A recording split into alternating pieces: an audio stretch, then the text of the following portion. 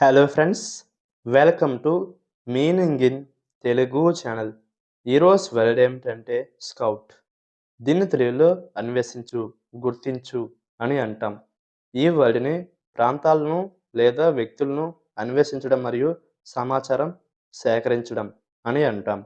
దీనికి సంబంధించిన కొన్ని ఎగ్జాంపుల్ చూద్దాం.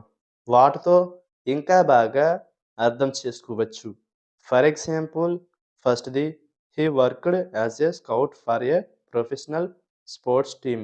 అంటే తెలుగులో అతను ఒక వృత్తిపరమైన క్రీడల జట్టు కోసం స్కౌట్‌గా పనిచేశాడు.